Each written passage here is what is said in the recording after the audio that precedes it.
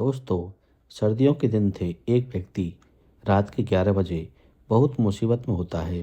कई लोगों से वह मदद मांगता है, लेकिन कोई उसकी मदद करने को तैयार नहीं होता।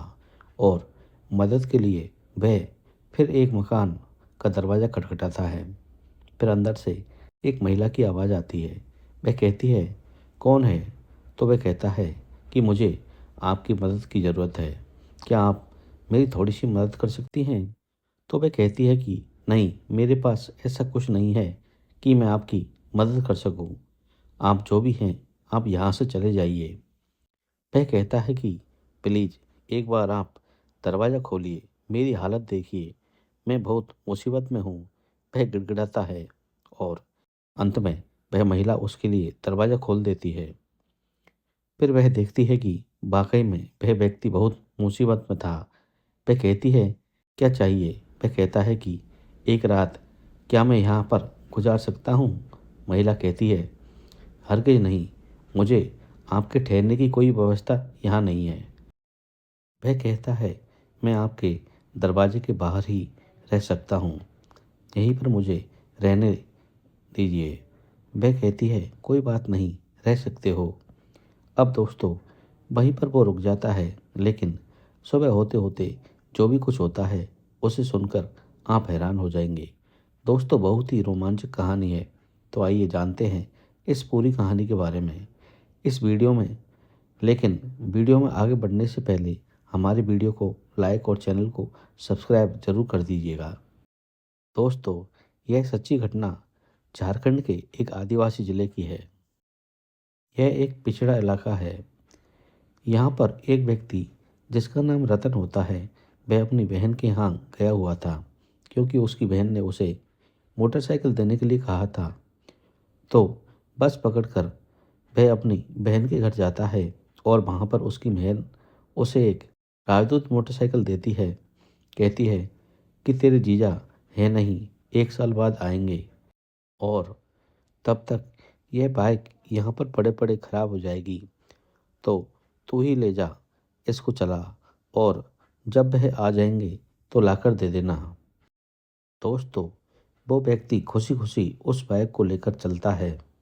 अब क्योंकि उसके हाथ में बाइक थी, तो उसे कोई ज़्यादा जल्दीबाजी करने की ज़रूरत ही नहीं। उसका वहाँ से घर 40 किलोमीटर दूर होता है। सोचता है 1 डेढ़ घंटे में घर पहुँच जाऊँगा, इसलिए वो रात को 8 बजे वहाँ से निकलता है। लेकिन 10 किलोमीटर जैसे ही आता है, वैसे ही उसकी बाइक पंचर हो जाती है। अब वह थोड़ी दूर जाता है तो वह एक जगह पंचर बनवाता है और वहाँ पर पता चलता है कि उसका ट्यूब खराब हो चुका है। फिर उसके पास जो भी पैसे थे, सारे पैसे उस ट्यूब में लगा देता है। इससे पहले उसने उसमें तेल भरवाया था, उसके पास कुछ भी नहीं बचता है। उसके बाद फिर वह वहाँ से बाइक लेकर चलता है। अब वह सोचता है कि भगवान रास्ते में फिर कोई मुसीबत ना आए, कोई परेशानी ना आए, क्योंकि जेब में 1 रुपया भी नहीं और मैं किसी तरीके से अपने घर पहुंच जाऊं। लेकिन दोस्तों, जिसका डर था उस लड़के के साथ वही होता है। उसकी बाइक आगे चलकर फिर से पंक्चर हो जाती है, क्योंकि दोस्तों, बहुत दिनों से वह बाइक खड़ी थी, पुरानी हो चुकी थी। अब जब भी पंचर हो जाती है तो उसके समझ में नहीं आता वह करे तो क्या करे। रात को तब तक 10 बज जाते हैं। अब वह लोगों से मदद मांगता है कि भैया मुझे एक साइकिल दे दीजिए और मेरी यह बाइक यहाँ पर खड़ी रहेगी। मैं सुबह आकर अपनी बाइक ले जाऊँगा और आपकी साइकिल दे दूँगा। लेकिन फिर लोग सोचते हैं कि कहीं ये साइकिल देकर चला गया तो हम बाइक का क्या करेंगे, क्योंकि उस ज़माने में बाइक बगैर किसी के पास होती नहीं थी। दोस्तों, यह सन 2002 की बात है। अब उस व्यक्ति को कहीं से कोई मदद नहीं मिलती। फिलहाल वह जो है आगे चलते चलते किसी तरीके से 2-4 लोगों से मदद मांगता है, लेकिन कोई भी मदद देने को तैयार नहीं होता है। और फिर जब दुकान बंद हो जाती है, मार्केट बंद हो जाता है, अब वह सोचता है कि कहीं इसको खड़ी करके मैं बस से ही चला जाऊं तो भी पैसे नहीं थे, लेकिन फिर बस भी बंद हो जाती है। उसके बाद कोई साधन नहीं, कोई सवारी नहीं। अब फिर वह पैदल चलते चलते 2-3 किलोमीटर जाता है। आगे एकदम सुनसान रास्ता आ जाता है। रात के 11 बज जाते हैं। अब वह पूरी तरीके से परेशान हो चुका था, थक गया था, कहीं कुछ सूझ नहीं रहा था, उसे कुछ भी समझ में नहीं आ रहा था। दिसंबर का महीना था, कड़ाके की ठंड भी थी, हवाएं चल रही थी। अब वह परेशान हो जाता है। फिर उसे एक बहुत दूर चलने के बाद एक मकान दिखता है। एक कमरे का वह मकान था। फिर वह देखता है तो उसके सामने जाकर वह अपनी जो बाइक थी उसको खड़ी कर देता है और उसके बाद वह वहीं पर घर के सामने कुछ आग जल रही थी, वहीं पर बैठ जाता है। आग से थोड़ी सी गर्मी तो मिली और वह हाथ सेकने लगा। और जब थोड़ा बहुत उसे राहत मिली, फिर वह दरवाजे की तरफ देखता है। सोचता है कि चलो इसको खटखटाता हूँ, कोई अंदर हो तो उसे मदद मांगूं। वह डर जाता है कि पता नहीं कोई अभी बुरा मान जाए तो यहाँ से भी मुझको हटना पड़े। लेकिन दोस्तों, वो इतना परेशान होता है कि उसे इतनी ठंड लग रही थी, तो वह बहुत सोच समझ कर उस दरवाजे को खटखटाता है। तो अंदर से 2-3 बार नॉक करता है तो एक महिला की आवाज़ आती है। वह कहती है, कौन है? तो कहता है कि मुझे मदद की ज़रूरत है। क्या आपके घर में कोई है जो मेरी मदद कर सकता है?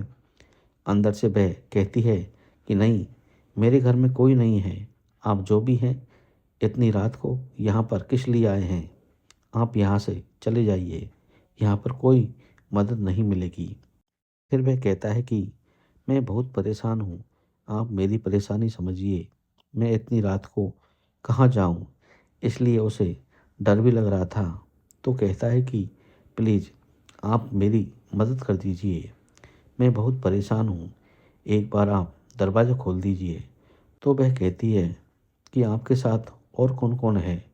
तो वह कहता है कि मैं अकेला हूँ, अगर कोई और होता तो मुझे मदद की क्या ज़रूरत थी?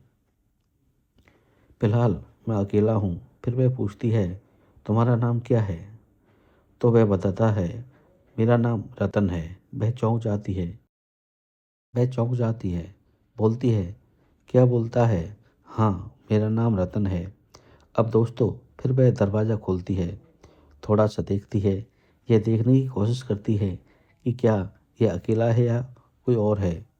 फिलहाल वह अकेला ही था। उसके बाद वह निकलती है, कहती है, बताइए क्या कहना चाह रहे हो? वह कहता है, देखिए मेरी हालत देखिए, मैं बहुत ठंड से परेशान हूँ। वह अपनी पूरी कहानी बताता है कि मैं कैसे चला, कैसे बाइक पंचर हो गई, कैसे लोगों ने मेरी मदद नहीं की और फिर कैसे मैं यहाँ तक पहुँचा हूँ। फिर वह सोचने समझने लगती है। फिर रतन कहता है कि क्या मैं यहाँ पर रह सकता हूँ? वह कहती है, मेरे पास आपको ठहराने की व्यवस्था नहीं है, आप कहाँ रुकेंगे? तो रतन कहता है कि मैं यहीं बाहर आग जलाकर बैठ जाऊँगा, बस मुझे आप कुछ लकड़ियाँ दे दीजिए, मैं अपनी रात काट लूँगा।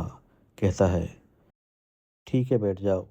अब दोस्तों, वह एक बोरी लेकर आती है और कुछ लकड़ियाँ लाती है, एक माचिस देती है और कहती है, लो आग जला लो और इसी बोरे पर बैठ जाओ। अब दोस्तों, वह जो है आग जला लेता है और बोरी पर बैठ जाता है और वह महिला जो है अंदर चली जाती है।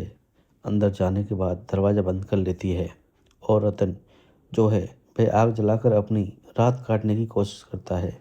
लेकिन कुछ ही देर में वह फिर उसके लिए खाना लेकर आती है, कहती है, यह लो, कुछ खा लो। अब वह देखता है तो कहता है, क्यों परेशान हो रही हैं आप मेरे लिए? मैंने तो आपको परेशान कर दिया। कहता है, परेशानी की क्या बात है? मुझसे ज़्यादा तो तुम परेशान हो। अब मेरे दरवाजे पर बैठे हो तो पता नहीं खाना खाया या नहीं खाया। खाली पेट वैसे ही सर्दी लग जाएगी और तुम भूखे रहोगे तो मुझे भी अंदर नींद नहीं आएगी, जो भी तुम हो।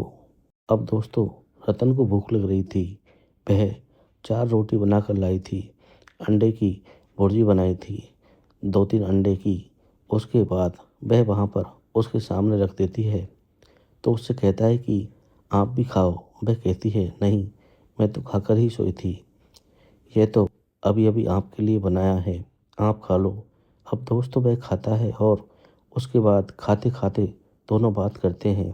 कहता है कि आगे मार्केट कहाँ है? तो वह कहती है कि 2-3 किलोमीटर आगे है, लेकिन मुझे जो है वहाँ पर आपकी बाइक बनेगी या नहीं बनेगी इसके बारे में पता नहीं। फिर वह कहता है कि आपका नाम क्या है? वह अब मुस्कुरा देती है। कहती है कि अगर मेरा नाम सुनोगे तो हंसने लगोगे। कहता है कि ऐसा भी क्या है, नाम आपका भी मैं हंसने लगूंगा। वो कहती है कि मेरा नाम रत्ना है। कहता है क्या बात कर रही हैं? वाकई में हंसने लगता है। कहती है मेरा नाम रत्ना है। तो कहता है कि अजीब सी बात है, मेरा नाम रतन है और आपका नाम रत्ना है। दोनों हंसने लगते हैं।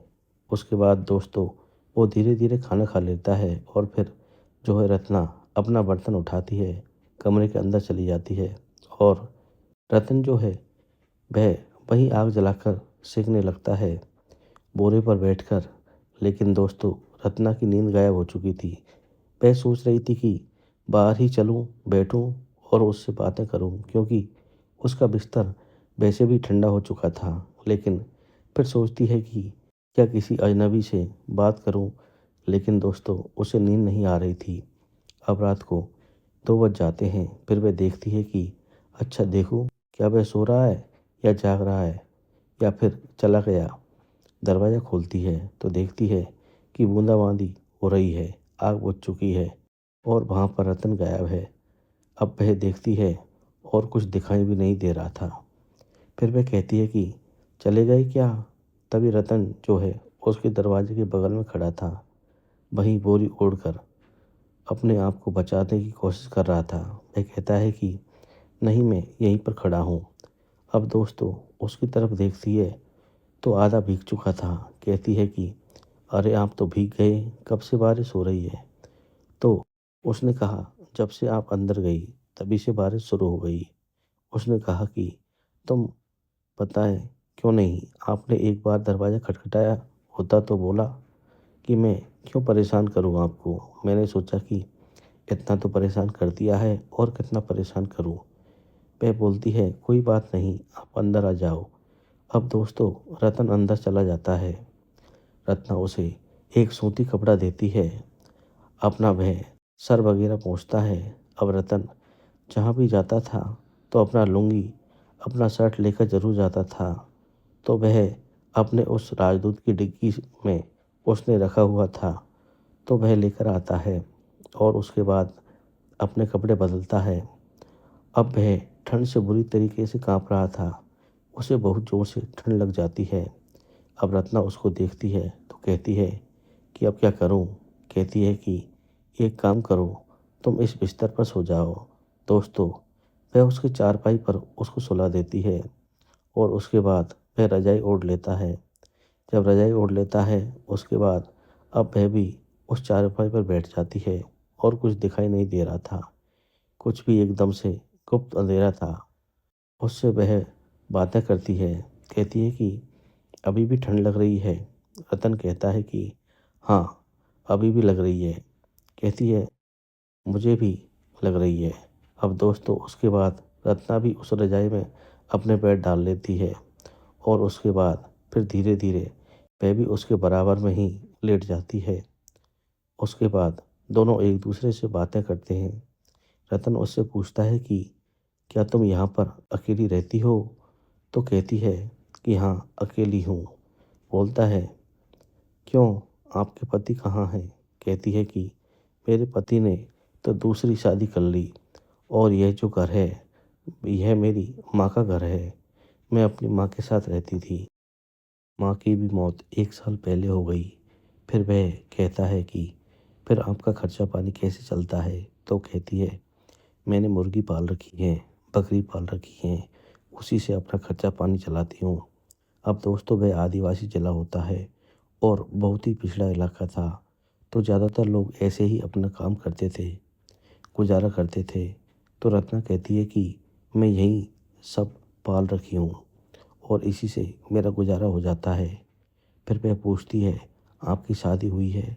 रतन कहता है कि नहीं, मेरी शादी नहीं हुई। अब दोस्तों बातें करते करते दोनों एक दूसरे में खो जाते हैं और दोनों के बीच रिश्ता बन जाता है। सुबह जब 5 बजते हैं तो फिर उसकी मुर्गियों ने आवाज़ देना शुरू कर दिया। रत्ना कहती है कि लगता है सुबह हो गया है और अब आपको जाना होगा। फिर दोनों बिस्तर से उठते हैं और उसके बाद वह बोलता है कि ठीक है, मैं जा रहा हूँ, लेकिन मेरे पास पैसे नहीं हैं। मुझे क्या आप 50 रुपये दे सकती हैं? मैं आपका पैसा लौटा दूंगा। वह कहती है कि जब इतना कुछ हो गया है तो 50 रुपये में क्या है। उसे 50 रुपये दे देती है। उसके बाद वह जाने लगता है। तो रत्ना कहती है कि क्या तुम फिर आओगे? तो वो कहता है कि आप चाहोगे तो हम ज़रूर आएंगे। तो वह कहती है कि मैं तो चाहती हूँ कि तुम जाओ ही मत यहाँ से। तो वह कहता है कि क्या बात कर रही हो? अगर ऐसी बात है तो मैं रुक जाता हूँ। फिर वह कहता है अच्छा ठीक है, अभी मैं जा रहा हूँ क्योंकि मेरे पास कपड़े वगैरह भी नहीं है, लेकिन शाम को ज़रूर आऊँगा। अब दोस्तों वहाँ से अंधेरा ही था। 5:30 बजे सर्दियों के दिन में तो वह जो है वहाँ से चला जाता है। अब उसके बाद जब शाम होती है तो रत्ना उसका इंतज़ार करती है, लेकिन रतन नहीं आता है। फिर वह अगले दिन इंतज़ार करती है। शाम हुई तो रतन जो है अपने बाइक से वहाँ पर आता है और उसे देखकर रत्ना खुश हो जाती है। दोस्तों वो एक दूसरे को देखकर खुश हो जाते हैं और गले लगाते हैं। और उसके बाद वह कहती है कि मैं आपका बेसब्री से कल से इंतज़ार कर रही थी। वह कहता है कि हाँ, मैं भी आना चाह रहा था, लेकिन थोड़ा बहुत इस बाइक में काम था और मैं सोच रहा था कि चलूँ तो थोड़ा अच्छे तरीके से चलूँ। उसके बाद दोस्तों उसके लिए बहुत कुछ सामान लाया था और उसके बाद फिर वह अपनी रात वहाँ गुजारता है और फिर इस तरीके से यह सिलसिला 2002 से 2003 तक चलता रहा। उसके बाद दोनों की शादी हो जाती है। तो दोस्तों यह कहानी आपको कैसी लगी हमें कमेंट में ज़रूर बताइएगा और हमारे चैनल को शेयर एंड सब्सक्राइब ज़रूर कर लीजिएगा। थैंक यू दोस्तों, धन्यवाद।